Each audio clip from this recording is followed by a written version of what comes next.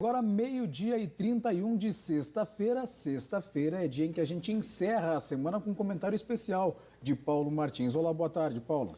Boa tarde, boa tarde. Olha, a mentira é uma depravação.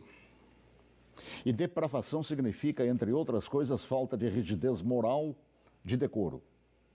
Eu digo isso em razão de estar se avizinhando uma data histórica que dissociados da verdade insistem há anos de chamar de golpe, o golpe de 31 de março, praticado por militares. Nessa afirmação, envolvendo a posição de militares, juntam outra depravação em torno do que se conhece por revolução. E explico.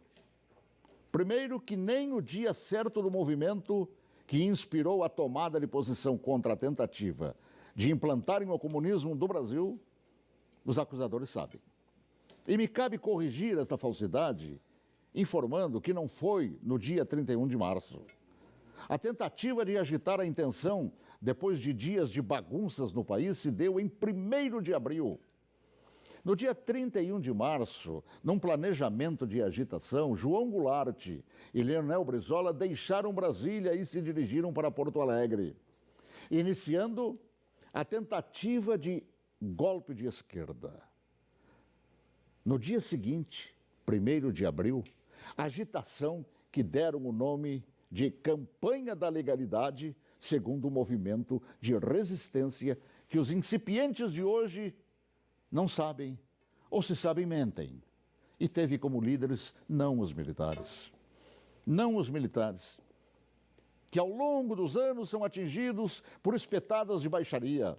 A liderança daquele movimento revolucionário pertenceu a civis que inspiraram o povo brasileiro a sair às ruas aos milhares em todas as capitais, em passeatas que ficaram conhecidas como Marcha da Família com Deus pela Liberdade. E os civis que promoveram e lideraram a revolução foram os governadores, civis, repito, do Paraná, Ney Braga, de Minas Gerais, Magalhães Pinto, da então Guanabara, Carlos Lacerda, do Rio Grande do Sul, Hildo Meneghetti, de São Paulo, Adhemar de Barros, de Santa Catarina, Celso Ramos, além dos jornalistas Roberto Marinho, do Globo, e Assis Chateaubriand, dos diários e emissoras associados, esta última empresa para a qual eu trabalhava.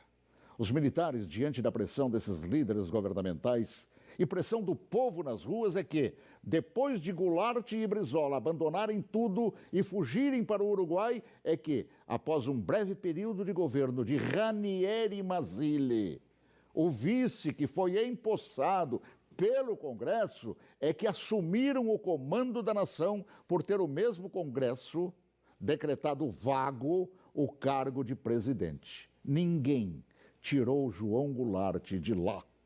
Ele é que fugiu. Eu ouvi fugir. Assim, é um depravado. Todo aquele que mente sobre o que chama de golpe.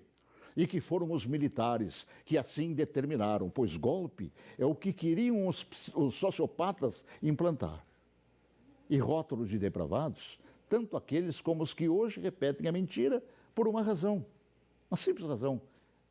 Era eu, o locutor, que foi obrigado a entrar na marra no estúdio da Rádio Farroupilha naquele 1º de abril, conduzido por Goulart e por Brizola. Eu fui sequestrado e testemunha ocular da história, talvez, quem sabe, a última no Brasil, e ali ficado na cadeia de rádio chamada Cadeia da Legalidade. Eu fui nomeado oficialmente por Goulart e Brizola, lendo ofícios redigidos e patrulhados por um bando de agitadores. Eu acompanhei toda a história, também depois, através do tempo, e todos os seus capítulos não cabem aqui. Mas digo mais, todos os jornais brasileiros apoiaram os governadores civis, líderes daquele movimento, assim como apoiaram os militares depois que assumiram para botar ordem no país. Todos os grandes jornais brasileiros, com exceção do chamado última hora. E os militares, após assumirem e resgatarem a ordem atropelada pelo comunismo, transformaram o Brasil, naquela época da 49ª economia do mundo, na 8ª economia do mundo. Assim, pela verdade dos fatos, que se honre neste fim de semana os 55 anos do movimento que evitou nos transformarem numa Venezuela de hoje, na qual o povo não conta nem com papel higiênico. Boa tarde, se Deus quiser, até logo mais, às 18h40, com espaço de ponto de vista. Olha que eu conheço inúmeras histórias suas, Paulo Martins, mas essa eu confesso que eu desconhecia. E essa é verdade, porque eu fui testemunho ocular de tudo. A gente que estuda jornalismo tantos anos ouve falar de diários associados. Jamais imaginei, Paulo, que você estava lá testemunhando tudo isso. Estava lá, no batente, cobrindo, inclusive, isso que hoje mentem por todo o Brasil. Paulo, escreve um livro que eu quero ler. Tá bom? Já comecei. Então tá bom. Bom, a gente vai ficando por aqui.